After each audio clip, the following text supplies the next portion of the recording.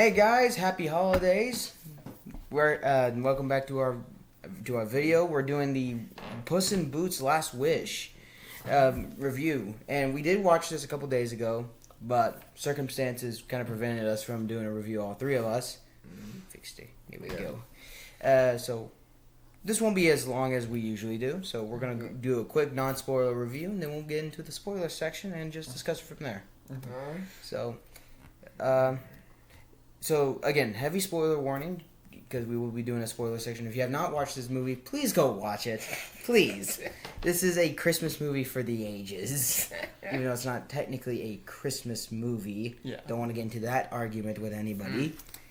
But this is a fantastic movie. I think you guys will very much enjoy this. Definitely better than the first, and I would argue to say it's better than any of the Shrek franchise. Yeah, if you don't know, this is the sequel to the 2011 Puss in Boots movie. So, long time since we've had a Puss in Boots movie. Over 10 years. Yeah. 2011. Yeah. Over 10 years. So, is this a worthy sequel? Well, from what we've just said, yes. Yes. Yes, it is. So, let's get into it. Start us off. Well, soundtrack, I would say, is pretty well done. It matches with the themes of the entirety of the movie. The soundtrack for the fight scenes works phenomenally. And one of the best things about this movie is its animation. Oh yeah, the animation.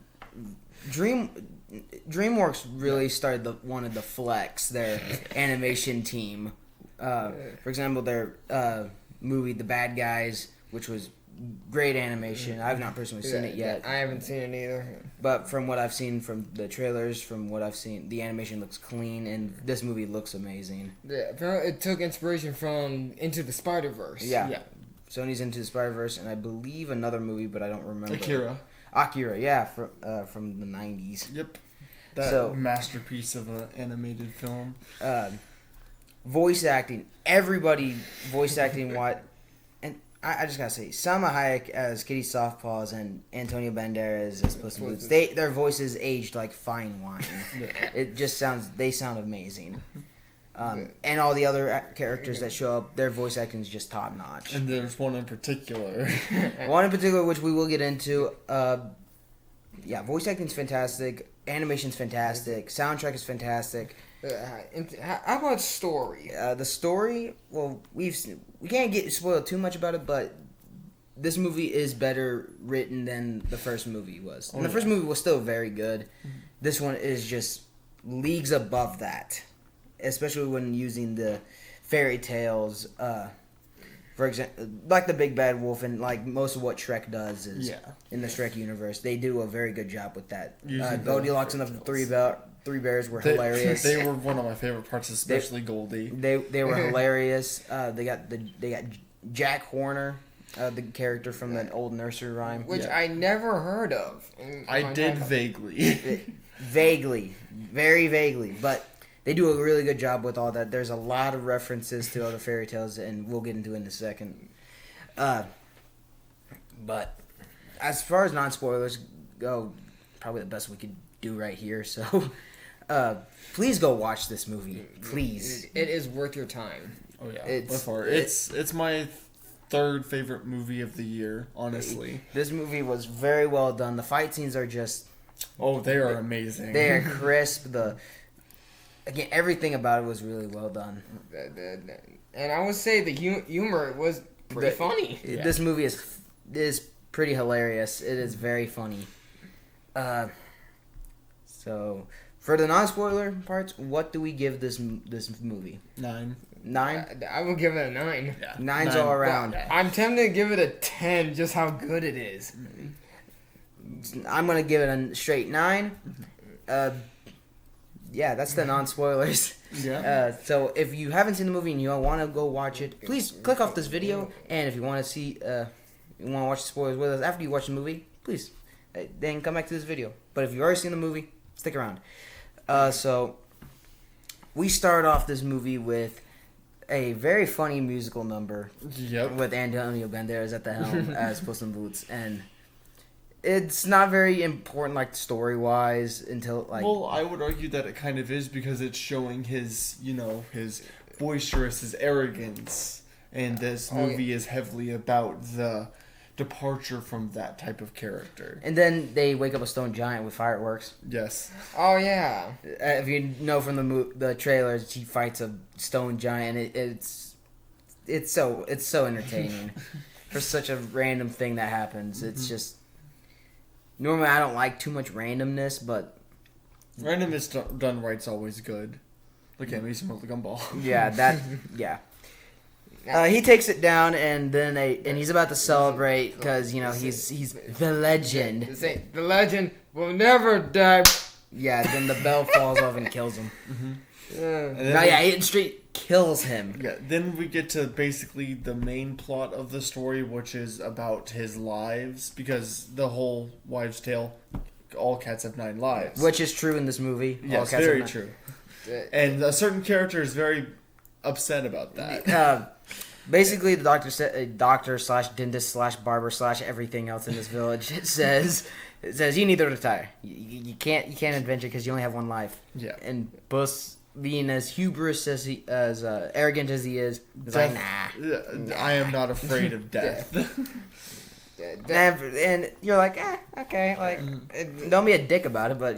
He goes to a local the local saloon, has his classic milk and licking it. It's hilarious. He acts like a cat and not at the same time. So funny. Then we get the intro to probably all 3 of our favorite characters. Probably the most a somewhat mysterious bounty hunter. Bounty hunter, and just the design of this guy is so well done. I love the red eyes. It's the wolf that was in the trailer. And there's more to him. We'll get to that later. But he shows up, and there's I've been a fan of yours for quite some time. Pulls out a wanted poster saying, "I want your autograph and sign right here over the dead or alive." Yeah. And it's like, and Puss in Boots, Eric, he's like, fine, like, oh well, let's get this over with. They like bounty hunter. Let's get this over. Proceeds to draw his sword like Fear Me If You Dare, and this backhands the sword. Yeah, this guy does by far the most disrespectful thing Before ever. he can even finish his full sentence, when he pulls out the sword, it gets batted away. Yeah, Wolf says nah, and then the wolf doesn't do anything. He keeps drinking. Puss steps down from the stool, backs up, keeps an eye on him, runs, turns, grabs the sword. And then on guard again. He tries to strike at him again, and the wolf literally weaves onto the other side, still drinking his whiskey, like, bruh. And they get into a little duel. This dude has probably the sickest, sickles. like, the coolest sickles, like, ever. And he demolishes Puss in a duel. He humiliates him, which is the second time. You see Puss actually struggle, and not just struggle, but he is by the end of it he is terrified. Oh yeah, and it's the second time he's ever been terrified in his life. We'll get into the first time, and he all his lives flash before his eyes. Hell, we see a non-speaking cameo with Shrek Donkey, which was good nostalgia. That's a good nostalgia hit for you if you're a big fan of the Shrek movies. And it showed him actually bleed. Yeah, in a way. Yeah, he got cut on the forehead and he bled a little bit. And the best line ever, lives flashing before your eyes. It was so intimidating. It was so well done. And Puss eats. He decides, I'm not doing this. Yep. He leaves the sword behind. He's gone. But before we head to the next bit, can we just say the wolf has the best introduction ever? At least from the franchise, he does. The fact that he shows up whistling. Mm-hmm. Yeah, this dude has every time he shows up. This dude has a habit of whistling. Like he puts Negan to shame in Walking Dead with his whistling. Yes. Yeah, he puts Negan to shame on how intimidating he does with his whistling. Puss, after escaping with his life, he decides to go to this cat lady that the doctor said, hey, go to this lady. She's a cat person. You can Safe retire there. there. He's safe there. He goes there begrudgingly, giving a pretty funny a funeral for his hat. His outfit, because it's the death of Puss in Boots. Yeah, because he's just, I'm not worthy. I do not deserve to be this. And he goes, at first is like, this is a horrible place to live. And then over the time, I don't even know like how long it was. They make it seem like it's a year, but I doubt it is. No, it was probably like 2 months at the most. He has like a beard and everything, and like It actually looked good with that beard. it was hilarious. He's just like, I'm just walk around. I'm just gonna do my thing. He kind of, in his mind, it basically just becomes an everyday life thing where he accepts it, kind of like a working office job type of situation. And then we're introduced to another companion. we get introduced to a dog in a cat costume named Burrito, and he's hilarious. Yes. Annoying at first, but funny as hell. Yeah. Throughout the movie, you get to Enjoy him. yeah, and really like him as a character. And then we get introduced to the Goldilocks and the Three Bells crime family that bust through, and they cause some havoc. It's pretty funny. Papa Bear throws the lady into a piano and starts playing it. It's classic Looney Tunes stuff. Mama Bear just being Mama Bear, then Baby Bear being the chaotic dumbass that he is. Yeah, and the kind of the butt of the joke of the family.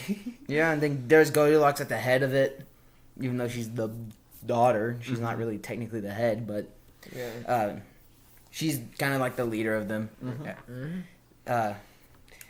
So we get introduced to them, and they are by far one of the best parts of the movie. Oh yeah. The humor they have between all four of them, you could tell they are really like a family with the chemistry they have. Oh yeah. It's so funny, so good.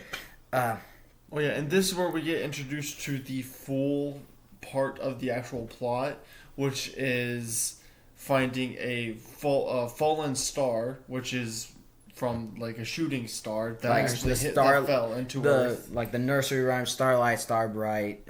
May I wish tonight, whatever it is. And it crashed down, and whoever can find it gets one wish, stuff like that. And Plus, Goldie is they're looking for it, and we won't get into what her wish is because it's actually plot wise.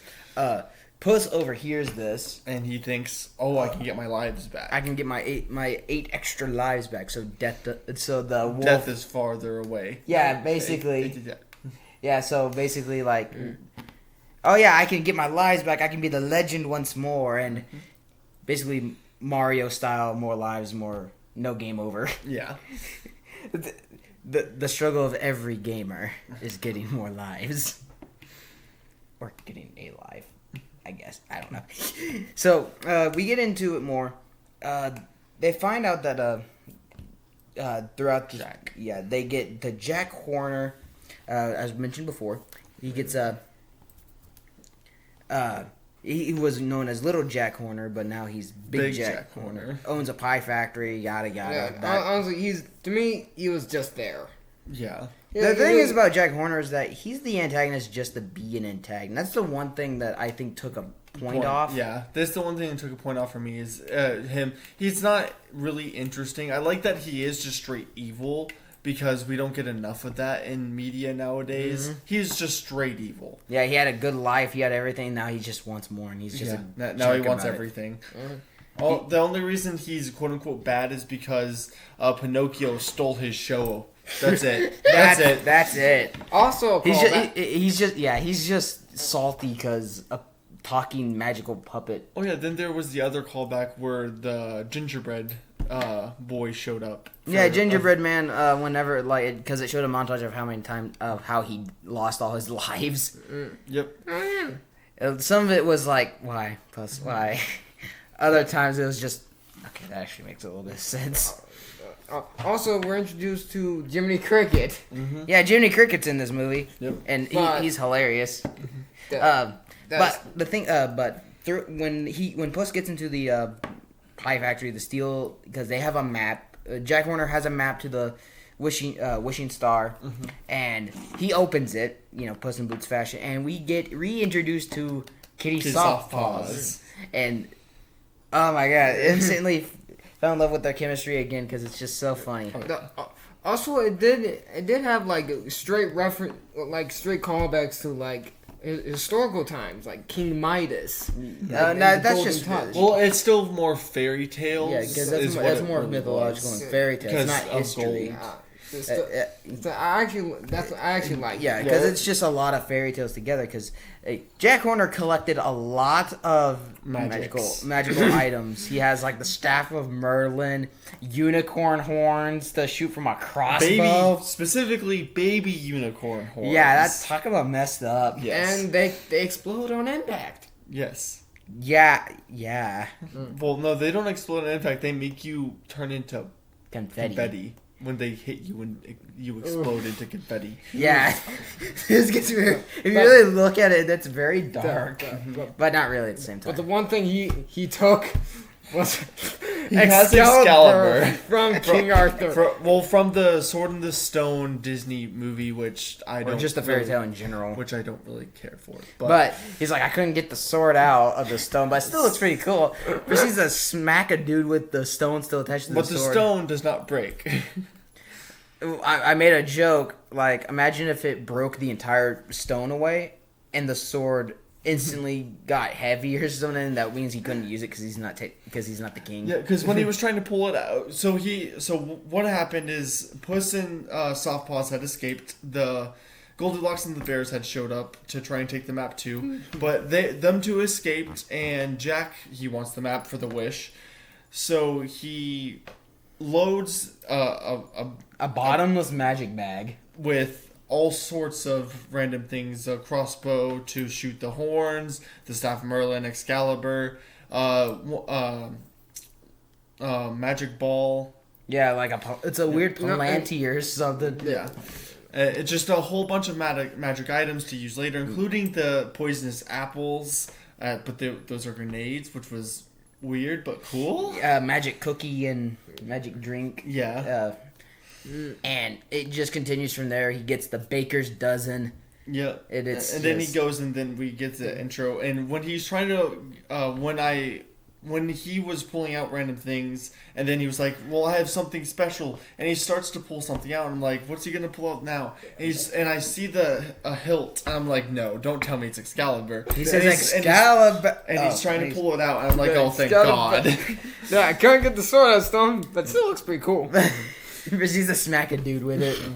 It's so funny. The chase sequences, the editing is so fun. Oh yeah. Oh, speaking of the editing, yeah, they do a lot of cinematic stuff with it.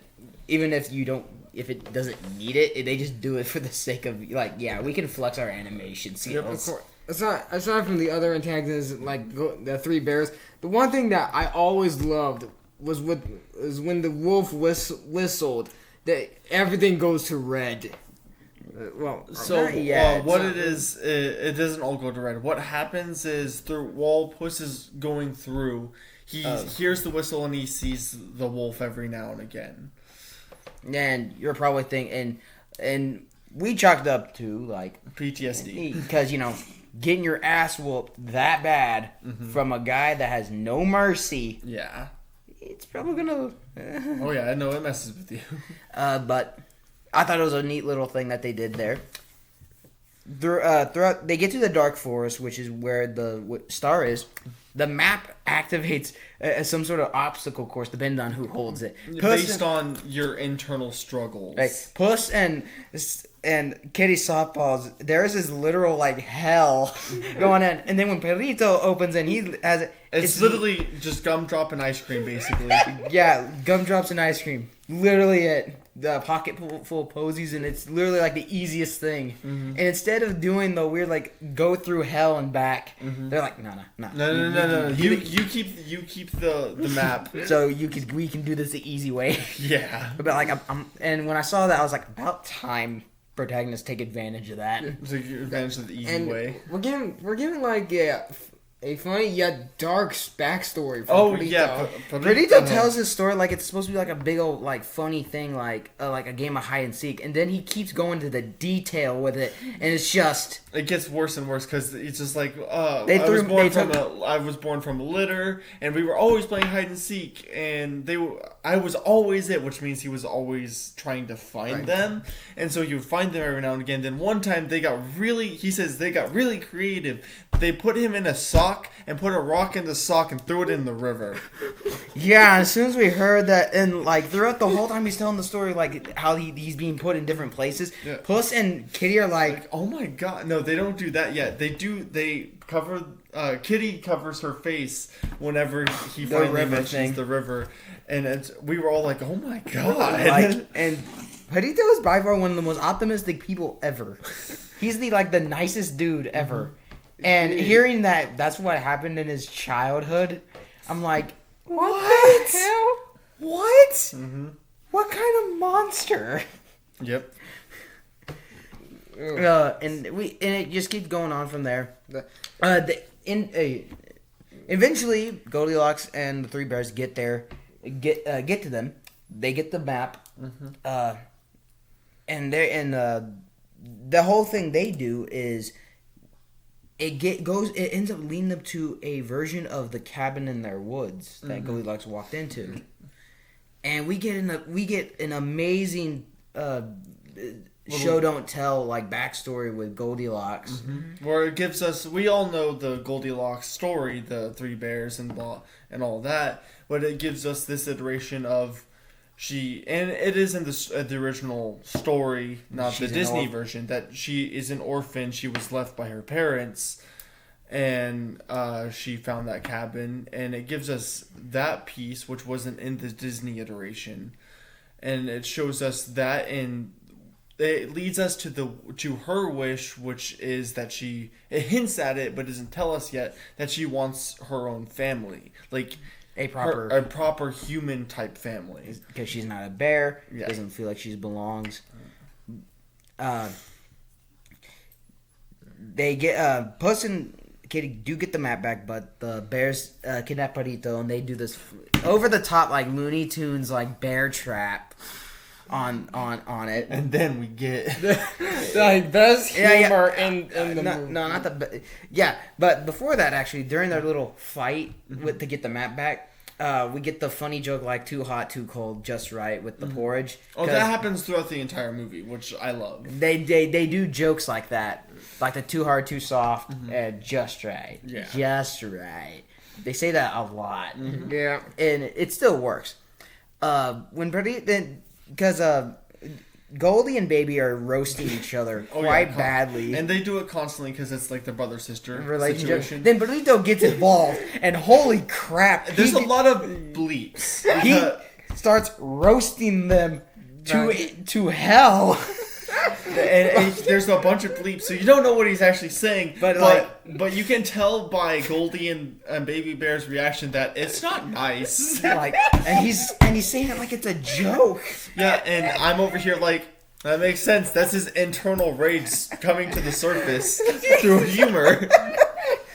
So, yeah, just a bunch of bleeps going through this whole roast, and I'm just watching this just wide-eyed, just. What is he saying? I don't think we want to know.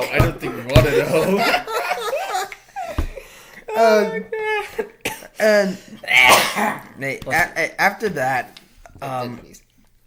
so after that, what happens is they had Puss and Kitty had already gotten the map, and Puss had opened it, so it changed into his map, and he was then trapped into a prism. It was a prism of memories. It was a mirror of memories, something along those lines. Was the actual name Kitty of it. Saves Perito, she ends up saving Perito.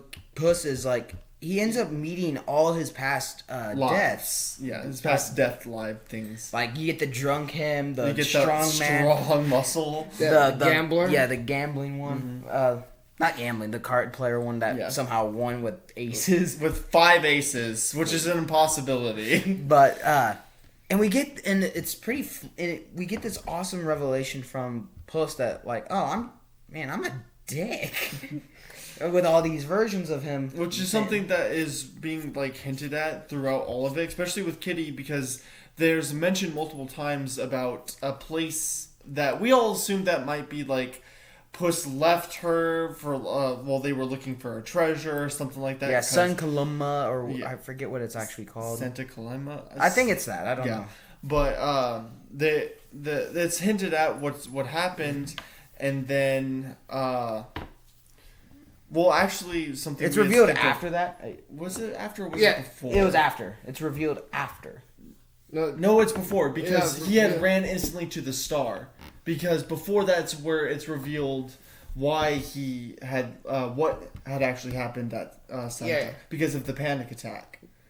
Oh yeah. But when he's talking to his other selves, we get the wolf again, whistling his heart's content, and we think it's probably just another attack, like PTSD attack. But it's revealed that this wolf is he's death. not a bounty hunter. He is death. In a way, it is a bounty hunter. In a way, yeah, death is technically a bounty hunter, but he is death. And I love how he says it. I am death. That's not literally, metaphorically, philosophically, or theoretically. I am death. Straight up. Yeah, which was it was really funny. How he's like, no, I'm not talking about metaphorically or philosophically, theoretically, or anything like that. I am death straight up. And we get a reveal. Not only that he's pretty pissed about Puss. Well, it's not that he's pissed. He doesn't like that all cats get 9 lives, because it makes it. If you really think about it, that's bullshit. Yeah, no, it makes it really tough for him, because he mentions that he was there at every single one of Puss's deaths, and he's sitting there like, he died. Why can't I take his soul? Oh, right, 9 lives. You're right. Just and how he takes out the reflections. The reflections are just. It's so intimidating. Yep. And he's like, you know what? Fine. How about, because you didn't value any of your 8 lives? How about I just take this one and we'll call it square? And then one of the other deaths says, "That's cheating. That's cheating. Run!" And he just breaks and just no, don't tell anyone. And Death is by far one of the best characters in this movie. For me, it was Death and Goldie. So Puss instantly panics, runs out, and sees Kitty and Perito like on like a ridgeline, and he's running, and so he's running with the map. So Kitty instantly assumes, wow, maybe he betrayed me, because it's revealed before why what had happened between them, and they were going to get married, and Puss didn't show up because he was scared. And then Kitty reveals she never showed up either, because she says, I could never compete with your one true love, which is himself, the legend of Puss in Boots. Mm-hmm. So, and they end up kind of rekindling a little bit, and because Puss he starts to reconsider his lives, wishing back his lives, and thinking about a life with Kitty. Kitty was gonna get the wish for somebody to trust, and basically wish for a soulmate, basically. Yeah. Perito didn't have a wish because he's just there chilling. Mm-hmm. We finally get to the wish area, and it's a giant star prism on the ground, like the stars that you make in kindergarten. Like, it looks like that. And Kitty's like, fine, go do your thing, and Puss like reveals that I am at my last life. I'm terrified. Death is coming after me. And Kitty's like, what? And then Jack shows up, and and Goldie and the 3 bears shows up. And they get into a battle royale of a 5v2, 3 if you want to include Perito. And it's like it just keeps going, and to get the map, to get the wish. Which, it's a cool little keep away type thing that I like it. It was very entertaining to watch. Of course, the 3 bears. 3 bears baby gets thrown away because when they get on the start, this weird big field of and they energy. all start floating in the air too. Yeah, and baby gets caught, and the bears try to Because you'll be erased if you get sent through it. basically. Yeah. And Goldie has to do the wish, but she decides against it because it's her family. Cause And something that's cool is even though that she says that I want a family to the bears, they all still are like, if it will make you happy, we will still get you that wish, and I love that because that's what a family does. That's not what. And that they try to go get it, and then a baby gets sent into the prism, and she has it in her hands and can start uttering the words, but she throws it down and runs up and catches baby and pulls him back Because she chose her family. Yep. And Jack Horner, it's revealed what his wish is. He wants to be the master of magic, which is he wants okay. to, and the reason why is because he doesn't have magic. That's his character thing. Is I don't have any magic, so I want to get all the magic so I can be the best type of situation. Yeah. And Jiminy Cricket the whole time, and it's hilarious. Jiminy Cricket the whole time is trying to find some redeeming qualities for him and cannot. You're irredeemable. You're a monster. Oh, what took you so long? Like, what took you so long? I will say that Jack is funny, but that's really about. He's evil and funny. That's about it. Yeah, and and then get to Death showing up. Yeah, he comes in like into the star from the outside. The outside, and going through it. And I thought no one was gonna see him, and then everyone hears his whistling, and I'm like, wait. And then they all see him, and the first thing he does is he brings out the sickles again, and then creates a flame wall to make sure Puss is separated from everyone else. Mm-hmm. Which I like the point that every time he fights Puss, it's always just Puss. It's either when he's by himself or he separates him from his partners, because his goal is not to get anyone else. It is just to get Puss because he was so callous with his 8 lives. And Puss decides to fight as hard as he can with his life. Yeah, because Death throws his sword to him and says, like he said earlier, pick it up. And Puss is thinking like, maybe I can run and stuff like that. And then one light flashed before his eyes, the light that he just went through. And he says, and Death says, lives flashing before your eyes. And then Puss looks up, no. Just one. And then picks up the sword and they get into a big Probably fight. the best fight in the whole movie. They get into this epic duel. Death starts kind of winning, and then Puss pulls out a dagger that Kitty gave him. Yep, because he didn't have a sword. Yeah. And it keeps getting better and better. Mm-hmm. And Puss says, like, I will keep fighting my hearts for this life. For this life alone. And Death stares at him, and then he's like, yeah, he curses. He turns around and curses in Spanish, and it's just like I don't even want to attempt to try and say it. No. But he curses in Spanish, and he's like, "Well, you're ruining this for me, man." Like, I thought I was coming after a supposed legend who thought he was immortal, not this. Well, fuck. And he's like, well, okay, fine. But remember, he starts to walk away, then he turns slightly and says, just remember, I am going to come back. We will meet again. Yeah, Puss is like, I know. Then Kitty gives the best reaction ever. I didn't know you literally meant death was coming after you. That's a feat added to Puss in Boots. Yeah, fought death. Then Jack Horner comes out. Okay, before that, Jack Horner gets knocked into his bottomless magic bag. Yep.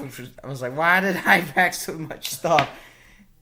And he eats the magic cookie to get huge. Yeah. And basically overpowers everybody, gets the map, make his wish because he wants, everything. But and then one of the jokes that we all know is the eyes, the begging eyes from Puss and Kitty, and Burrito tries to do it early in the movie and he fails, but this time he does it and he does it perfectly, and this is where it solidified that Jack is just evil.